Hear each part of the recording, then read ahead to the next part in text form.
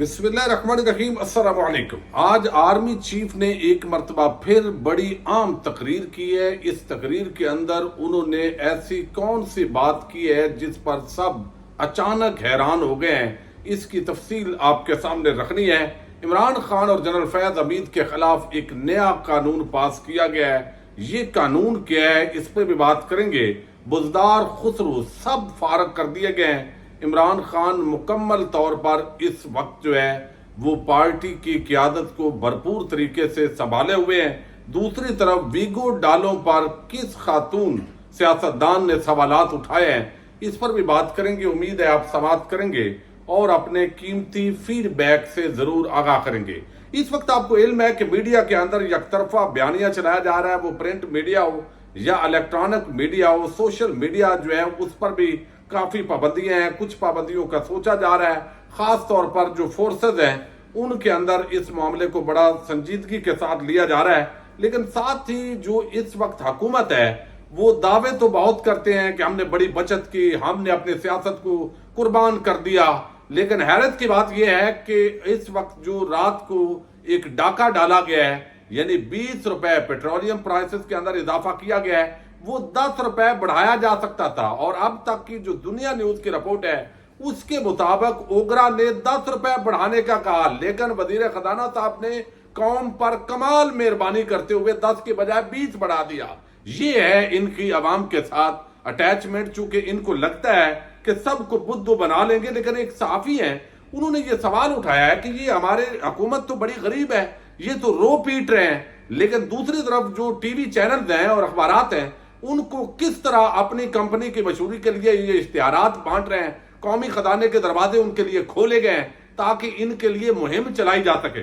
ये जहांजेब आसमा चौधरी हैं, वो कहती हैं कि सरकारी खजाने से हुकूमत पाकिस्तान पर मबनी पेड इश्तिहारात में शहबाज हुकूमत की कारकर्दगी और मईशत की रफ्तार को जिस तेजी से प्राइवेट टीवी चैनल पर कौमी खजाने का मुंह खोलकर नशर किया जा रहा है, क्या कोई इसका जवाब दे सकता है कि अपनी इश्तिहारी मुहिम से अवाम के टैक्स के पैसे का बेदरेग इस्तेमाल क्यों इस्तेमाल हो रहा है? अब वो कहती हैं ये सारी बात जो है एक सहाफी ने उठाई है कि भाई उधर से आप कह रहे हो कि हमने अपनी सियासत को कुर्बान कर दिया, तो इस वक्त जो है वो कहते हैं माले मुफ्त दिले बेरहम, ये कैफियत है इनकी। यही लोग जो है वो इख्तदार के अंदर बैठाए गए हैं। लेकिन दूसरी तरफ एक खातून है और आपको इल्म है वो आजकल बड़ी अवाम उनको पसंद करती है, चूंकि वो अवाम की हमेशा बात करती है। ये खातून है जी सायरा बानो, मुस्लिम लीग फंक्शनल के साथ इनका ताल्लुक है। उन्होंने बड़ा आम एक सवाल उठाया और ये वैसे तो ओवरऑल पाकिस्तानी उठाते रहते हैं। उन्होंने कहा कि हुकूमती रहनुमाओं की बड़ी गाड़ियां वापस लेने और मुफ्त पेट्रोल सहूलत बंद करना चाहिए। वो कहती हैं कि यहाँ पे उन्होंने बात की कि जब ये लोग अपनी जेब से पेट्रोल डलवाते हैं ही नहीं है तो इन्हें अवाम का एहसास कैसे होगा। इनकी वीगो गाड़ियां वापस ली जाएं, मुफ्त पेट्रोल बंद किया जाए। ये वो लोग हैं जो पेट्रोल बम के नारे लगाते थे, महंगाई मार्च करते थे। ये लोग कहा करते थे कि हमारा नाम बदल देना। अब बताएं किसका नाम बदलें, क्या करें? और ये सारी चीजें जो है ये नारे मारते रहे और अब खुद ये सारा कुछ जो है वो करते जा रहे हैं। तो उन्होंने कहा है ये वीगो शीगो बंद करें, जिनके बिजली फ्री है उनकी बिजली फ्री खत्म करें। और ये वो मामला है, यानी एक तरफ अयाशियां ही अयाशियां हैं, मौजे ही मौजे हैं, दूसरी तरफ सियासत की कुर्बानी दे दी है। भाई अजीब कुर्बानी है आपकी। यानी आप जब चाहते हैं आवाम पर कभी पेट्रोल बम गिराते हैं, कभी बिजली बम गिराते हैं, कभी गैस बम गिराते हैं, कभी अशिया खुर्दोनोश महंगी करते हैं। कुर्बानी तो ये है भाई आपकी। मुश्किल तो ये होगी कि जो मनी लॉन्ड्रिंग करके आपने बैरून मुल्क असासे बनाए वो पाकिस्तान लेकर आए, वो आपने जो चोरी डकैती की कौम का पैसा लूटा वो वापस करें, फिर तो लोग माने कि आपने बड़े मुश्किल फैसले किए हैं। ये तो आप गंगू तेली को भी बिठा दें वजीर आजम की कुर्सी पे तो बड़ा आसान सा फार्मूला है कि जनाब हर 15 दिन बाद चलें, इस मरतबा 20 बढ़ा दें, इस मरतबा जो है वो 15 बढ़ा दें। ये तो आप जिसको भी बिठा देंगे ये तो आसान सा काम है जो कोई भी कर सकता है। अब यहां पे IMF का नाम दिया गया और दूसरी तरफ सवाल यह है कि जब यही बात तहरीक इंसाफ की हुकूमत कहती थी तो आप मार्च करते थे, आप लोगों को गुमराह करते थे, आप झूठ बोलते थे। लेकिन अब आप वही बातें कर रहे हैं जो तहरीक इंसाफ की हुकूमत करती थी, लेकिन उन्होंने कोशिश की अवाम को रिलीफ देने की। अब दूसरी एक बड़ी डेवलपमेंट है और वो है एक बिल जो गुज़श्ता दिनों असेंबली के अंदर पास हुआ اور اس بل پر کس صحافی نے کس طرح منافقانہ کردار ادا کیا ہے. اس پوری رجیم چینج کے بعد ان کا اسٹیبلشمنٹ کے حوالے سے پہلے کیا نقطہ نظر تھا, اب وہ نقطہ نظر کیوں تبدیل ہو گیا ہے, اور یہ کیسے منافق قسم کے لوگ ہیں, ان پر بھی ہم بات کریں گے کسی علیحدہ ویڈیو کے اندر. میں کوشش کروں گا تاکہ وہ بڑے بڑے نام جو بڑے کالم لکھتے تھے, جو بڑے پروگرام کرتے تھے, جو بتاتے تھے کہ اسٹیبلشمنٹ سے ٹکر جو ہے وہ لی ہے, اصول پر لی ہے, چلیں ہم نے لڑائی تو نہیں کرنی, ظاہر ہے ہماری اپنی اسٹیبلشمنٹ ہے, ملک کے بارے میں جو ہے وہ ساری چیزیں ہوتی ہیں, لیکن کم از کم وہ نظریات سب چلے گئے, بغض عمران میں سب اندھے ہو گئے. اب یہاں پر جو ہے یہ قومی اسمبلی کے اندر آرمی ایکٹ کے اندر جو ترمیم ہے وہ آج منظور ہوئی ہے, اور یہ میں نہیں کہہ رہا, یہ نون لیگ کے صحافیوں نے کہا, بہت ساروں نے, کہ یہ عمران خان اور کسی نے کہا یہ جنرل فیض حمید کو روکنے کے لیے یہ بل بنایا گیا ہے. ایک طرف تو کہتے ہیں کہ جنرل فیض پر ظاہر تنقید کر رہا ہے, ہر کوئی ان کے خلاف یک طرفہ مہم چلا رہا ہے, 2 سال کی ان پر پابندی ہے, پابندی ختم ہونے کے بعد جب وہ بات کریں گے تو وہ کچھ حقائق بھی قوم کے سامنے لا سکتے ہیں, تاکہ پتہ چلے کہ اصل معاملہ جو ہے وہ جنرل فیض اور باجوہ صاحب ایک ہی تھے, 2 تھے, کس نے کیا کیا. لیکن اب 5 سال کی پابندی لگا دی گئی ہے تاکہ یہ کم از کم جو ہے وہ فیض حمید صاحب خاموش رہیں. یہ نون لیگی صحافیوں کا دعویٰ ہے, اور آج یہ جو بل ہے سینٹ کے اندر یہ پہلے منظور ہو چکا ہے, اور آج یہ ترمیمی بل 2023 کا سپریم کورٹ میں وہ کہتے ہیں جاری مقدمے سے کوئی تعلق نہیں ہے. وزیر قانون نے بتایا ہے دوہری شہریت رکھنے والے افواج پاکستان میں شمولیت اختیار نہیں کر سکیں گے. یہ اچھا فیصلہ ہے, بالکل اچھا فیصلہ ہے. آرمی ایکٹ ترمیمی بل کے مطابق ملکی سلامتی اور مفاد میں حاصل معلومات کے غیر مجاز انکشاف پر سزا ہوگی, اور متعلقہ شخص کو 5 سال تک قید کی سزا دی جائے گی. بل کے تحت پاکستان اور افواج کے خلاف کسی قسم کے انکشاف پر بھی کارروائی ہوگی. متعلقہ شخص سے آفیشل سیکرٹ ایکٹ اور آرمی ایکٹ کے تحت نمٹا جائے گا, اور قانون کے متحد متعلقہ شخص سیاسی سرگرمی میں حصہ نہیں لے سکے گا. متعلقہ شخص ریٹائرمنٹ, استعفے اور برطرفی کے 2 سال بعد تک سیاسی سرگرمی میں حصہ نہیں لے سکے گا, لیکن اگر وہ اساس ڈیوٹی پر تعینات رہا ہے تو 5 سال تک وہ اس کے خلاف ورزی کرے گا تو 2 سال کی سزا ہوگی. اب اس کے اندر وزیر اعظم بھی آ جاتا ہے اور ریٹائرڈ افسران بھی آ جاتے ہیں جو اعلیٰ آفیشلز ہیں. اور اس بل کے تحت جو اصل میں ابھی تو سب یہ لڈیاں ڈال رہے ہیں نا, ابھی گھنگرو توڑ ڈانس ہو رہا ہے, لیکن ان کو بعد میں سمجھ آئے گی جب یہ اپوزیشن میں ہوں گے, چونکہ عوام کے اندر تو یہ نفرت کی علامت بن چکے ہیں. اب یہ دھکے سے, دھاندلی سے, 2 نمبری سے اگر وقتی طور پر جیسے ابھی ملک پر قبضہ کیا ہوا ہے دوبارہ اگر یہ قابض ہو بھی گئے تو کم از کم جو عوام ہے وہ زیادہ دیر تو اس طرح کے لوگوں کو برداشت نہیں کرے گی. پرامن جمہوری جدوجہد تو آئینی جو ہے وہ فریضہ ہے وہ تو لوگ کریں گے. تو یہ جب اصل ان پہ یہ قانون لاگو ہوں گے کل کو یہ جو صحافی ہیں جو آج خاموش ہیں, یہ جو جب بھی کوئی تنقید کرے گا اسٹیبلشمنٹ کے سیاسی رول پر یا جنرل, اس کو بھی اسی کے اندر کہیں ڈال تو نہیں دیا جائے گا.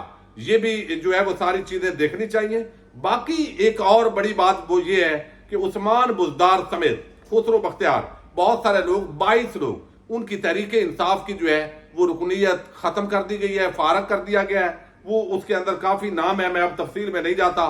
تو یہ بھی بے وفائی کی ہے مجبوریوں کے اندر. جیسے بھی بہرحال آخر تک عثمان بزدار کی جو وکالت ہے وہ عمران خان کرتے رہے ہیں, آپ بھی وہ کرتے ہیں. یہ بات جو ہے کم از کم مجھے کبھی ہضم نہیں ہوئی, اور یہ خان صاحب سے سامنے بھی 8 مارچ کو ہم نے اس پر اختلاف کیا تھا. بہرحال یہ ان کا نقطہ نظر ہے. اب دوسری طرف جو ہے وہ آرمی چیف نے آج ایک مرتبہ پھر گفتگو کی ہے. ظاہر ہے چین کے نائب وزیر اعظم صاحب آئے ہوئے ہیں, ہمارے جو شہباز شریف وزیر اعظم ہیں وہ اور اعلیٰ آفیشل موجود تھے. عام تقریب تھی سی پیک کے حوالے سے, اور یہ منرل سیمنٹ ہے اس سے جو خطاب کیا ہے وہ خطاب بڑا عام ہے.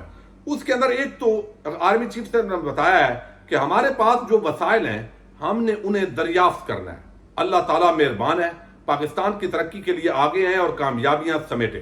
ہم نے پاکستان کو آگے لے کر جانا ہے جس کے لیے سب مل کر کام کریں.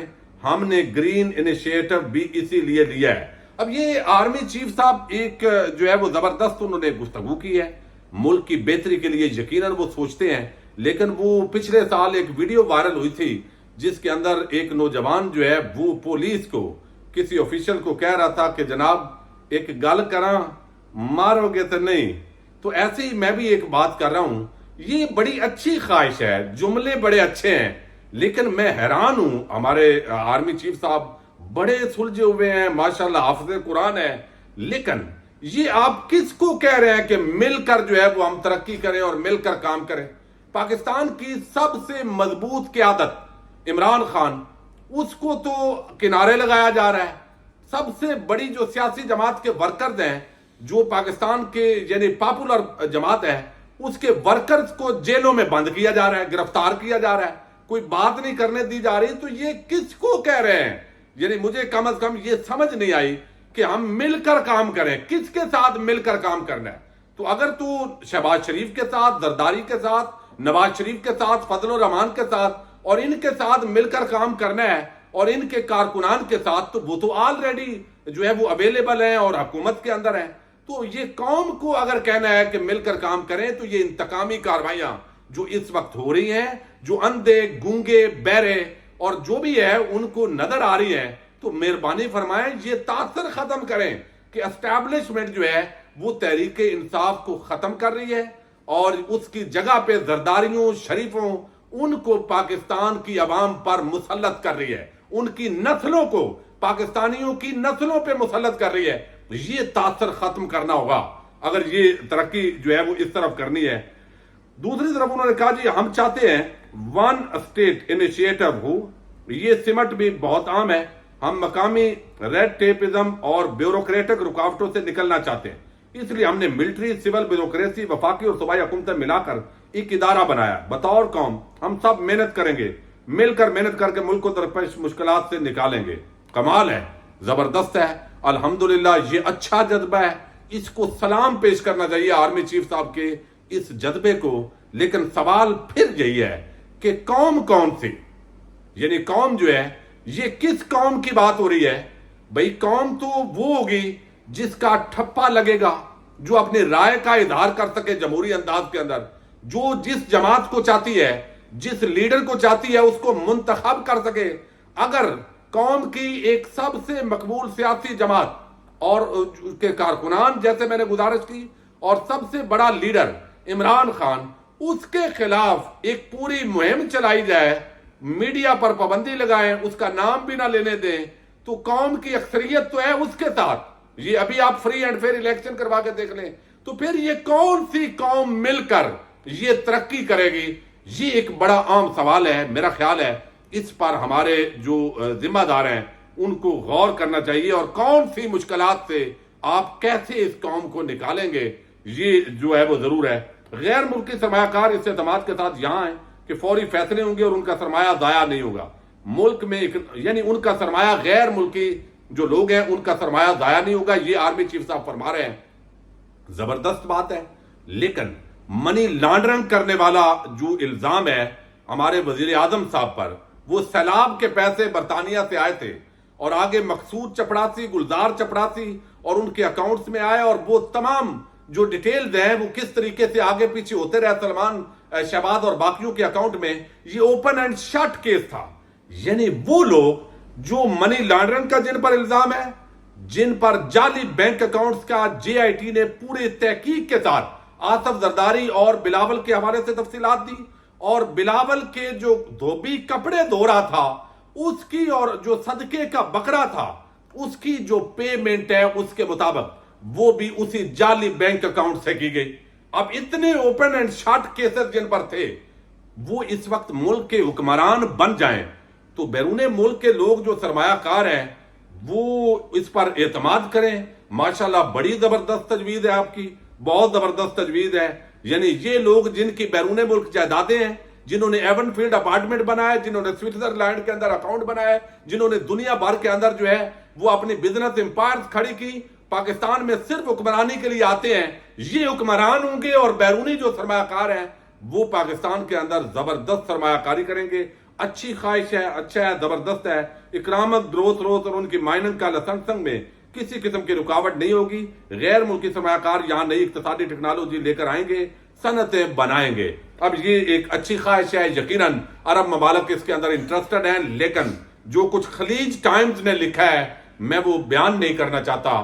وہ تو ایک ایسا تاثر ہے جس سے پاکستان جو ہے وہ کوئی ادارے اس کے جو ہے وہ جانے جا رہے ہیں۔ بہرحال یہ ساری چیزیں ہیں، آرمی چیف صاحب کی زبردست یہ گفتگو تھی، زبردست خطاب تھا، اچھی خواہش تھی، لیکن کاش یہ تاثر ختم ہو کہ اسٹیبلشمنٹ اے پولیٹیکل نہیں ہے اور وہ انتقامی کارروائیاں کر رہی ہے عوام کے سب سے مقبول سیاسی جماعت اور لیڈر کے خلاف، تو پھر یہ امپلیمنٹیشن ہو سکتی ہے، فری اینڈ فیئر الیکشن ہو، جمہوریت ہو، اور جو ہے وہ یہ تاثر ایک اچھی خواہش ہے اور امید ہے اس پر عمل درآمد ہوگا۔ اجازت دیجیے گا، اللہ حافظ۔